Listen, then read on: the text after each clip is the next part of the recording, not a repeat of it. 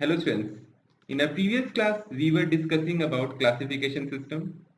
We have discussed about artificial classification system, natural classification system, as well as phylogenetic classification system. In this class, we will discuss about taxonomy and its branches. So taxonomy क्या है उसके बारे में चर्चा करते हैं. तो we are going to start a topic that would be taxonomy. जब हम बात करते हैं टैक्सोनॉमी की तो मैं आपको एक चीज बता दूं. टैक्सोनॉमी के अंदर हम लोग क्लासिफिकेशन को ही इजी बनाते हैं क्योंकि taxonomy is the branch of science that deals with the study of principles and procedures of classification.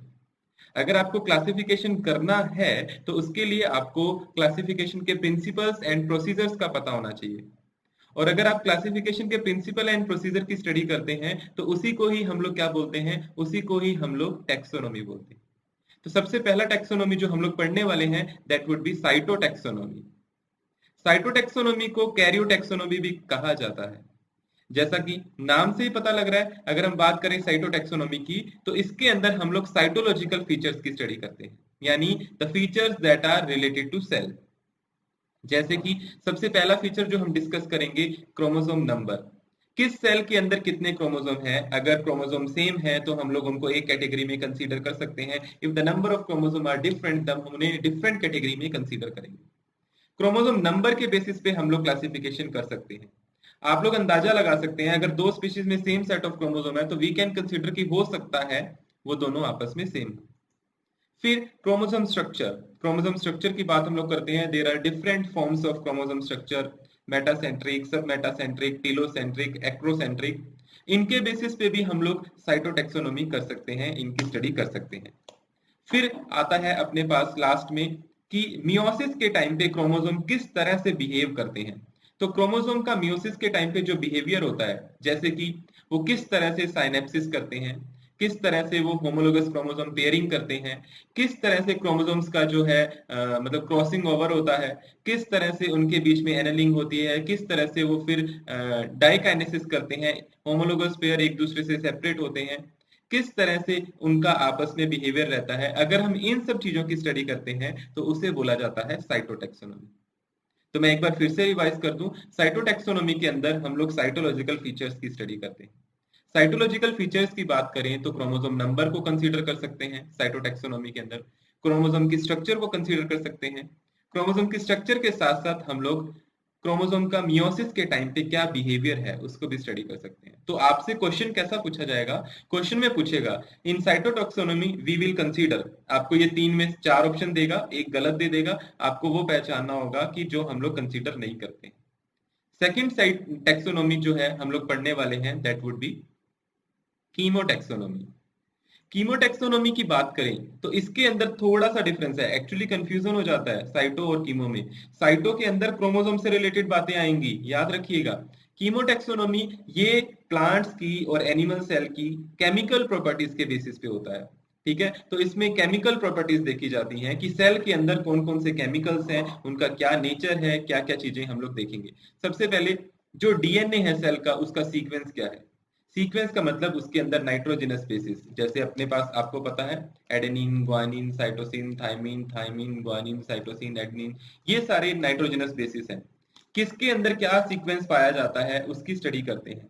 DNA sequence क्या है उसके बेसिस पे हम लोग क्लासिफिकेशन कर सकते हैं. ये हमारी मदद करता है क्लासिफिकेशन में.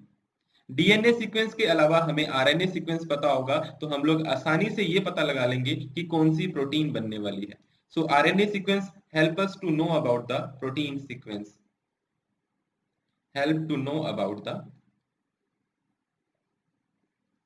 protein sequence. Am I clear? हम पहले ही पता लगा सकते हैं कि कौन सा प्रोटीन बनेगा अगर हमें आरएनए का सीक्वेंस पता है तो. फिर केमिकल नेचर्स ऑफ प्रोटीन. किस सेल के प्रोटीन का केमिकल नेचर क्या है, वो किस तरह की रिएक्शन शो करती हैं, हाइड्रोलाइसिस कर रही हैं, वो लाइसिस कर रही हैं, किस तरह का उनका रिएक्शंस है, वो एंजाइमेटिक काम कर रही हैं या वो हार्मोन्स की तरह काम कर रही हैं. We can know about them. So this is studied in the chemotaxonomy. फिर बात आती है किसी सेल के अंदर अगर कोई क्रिस्टल तो नहीं है, अगर है तो वो किस चीज के बने हुए हैं, क्या वो कैल्शियम ऑक्जेलेट के हैं, क्या वो कैल्शियम कार्बोनेट के हैं. ये सारी स्टडी हम लोग किस में करते हैं, कीमोटैक्सोनॉमी के अंदर करते हैं. फिर इसके अलावा क्या किसी प्लांट के अंदर कोई एरोमेटिक कंपाउंड तो नहीं है? एरोमेटिक कंपाउंड की बात करें तो जैसे आपके पास ट्रिप्टोफन आ जाता है। Tryptophan is the aromatic amino acid. Tryptophan के अलावा आपके पास एक और एग्जांपल है टायरोसिन। अगर हम बात करें टायरोसिन के अलावा तो एक और एग्जांपल है, that would be phenyl alanine. Phenyl alanine. So ये सारे के सारे क्या हैं? These are the aromatic compound. Many more such compounds may be there in the plant cell. तो इन सब बेसिस पे हम लोग कीमोटैक्सोनॉमी की स्टडी करते हैं। तो कीमोटैक्सोनॉमी में हम लोग क्या क्या देखते हैं? सबसे पहली बेसिक चीज केमिकल प्रॉपर्टीज ऑफ प्लांट। उसमें हम डीएनए सीक्वेंस का पता लगाते हैं, उसके अंदर हम आरएनए सीक्वेंस का पता लगाते हैं, प्रोटीन का केमिकल नेचर क्या है, प्रोटीन का केमिकल बिहेवियर क्या है उसका पता लगा सकते हैं। इसके अलावा क्रिस्टल्स तो नहीं है, अगर हैं तो किस तरह के हैं, क्या वो कैल्शियम ऑक्सलेट के क्रिस्टल हैं, क्या वो कैल्शियम कार्बोनेट के क्रिस्टल्स हैं। इसके अलावा क्या प्लांट सेल के अंदर कोई एरोमेटिक कंपाउंड तो नहीं है। ये सारी चीजें देखते हैं और इन सब चीजों की स्टडी हम लोग कीमोटैक्सोनॉमी के अंदर करते हैं। लास्ट जो हम लोग पढ़ने वाले हैं that would be numerical taxonomy. तो we are going to discuss about numerical taxonomy. और न्यूमेरिकल टैक्सोनॉमी को आप लोग फिनेटिक्स भी बोलते हैं। It is also known as phenetics. Numerical taxonomy को आप एक और नाम देते हैं जिसे बोला जाता है एडेंसोनियन टैक्सोनॉमी या फिर टैक्सीमेट्रिसिस। एडेंसोनियन टैक्सोनॉमी या फिर टैक्सीमेट्रिसिस भी इसे बोला जाता है। I think I am clear up to this. फिर बात करते हैं न्यूमेरिकल टैक्सोनॉमी के बाद इसके अंदर हम क्या करते हैं, जो करेक्टर हमें स्टडी करने हैं, जिन करेक्टर्स की हमें स्टडी करनी है उनकी लिस्ट बना लेंगे एक दो करके, एक दो तीन। फिर हम उनको प्लस माइनस लिख देंगे। जैसे मान लो आपको ये पता लगाना है कि इसके अंदर टैप रूट्स हैं या नहीं है। ठीक है, प्रेजेंट के लिए आप प्लस लगा दोगे, एब्सेंट के लिए आप माइनस लगा दोगे। फिर इसके अलावा इनके अंदर कोटिलिडन की संख्या 2 है तो 2 लिख दोगे, 1 है तो 1 लिख दोगे। इसके अलावा इनके अंदर अगर पैरेलल वेनेशन है तो क्या कर देंगे, प्लस लिख देंगे। और अगर पैरेलल वेनेशन नहीं है तो क्या लिख देंगे, माइनस लिख देंगे। सो लाइक दैट हम लोग इसको प्लस माइनस से इंडिकेट कर सकते हैं। और न्यूमेरिकल टैक्सोनॉमी के लिए हम लोग क्या यूज करते हैं, न्यूमेरिकल टैक्सोनॉमी के लिए हम लोग कंप्यूटर यूज करते हैं, क्योंकि सारा डेटा जो है वो कंप्यूटर में फीड कर दिया जाता है। और हम लोग बहुत सारे सॉफ्टवेयर यूज करते हैं, कुछ स्टैटिस्टिकल टूल्स यूज करते हैं, और उनके अंदर हम डेटा फीड करते हैं। जैसे ही डेटा फीड करेंगे एक तरफ लिस्ट आ जाएगी, इनके अंदर ये करेक्टर हैं, इनके अंदर नहीं है। जिसमें होगा उसमें प्लस लगा देंगे, जिसमें नहीं होगा उसमें माइनस, जिसमें हो भी सकता है नहीं भी हो सकता उसमें 0 लगा देंगे।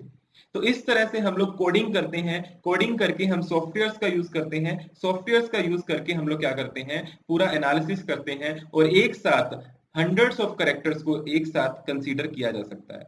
तो न्यूमेरिकल टैक्सोनॉमी, इसे हम लोग क्या बोलते हैं, न्यूमेरिकल टैक्सोनॉमी को हम लोग फेनेटिक्स भी बोलते हैं। It is also known as phenetics. इसको एडेंसोनियन टैक्सोनॉमी या फिर टैक्सीमेट्रिसिस भी बोला जाता है।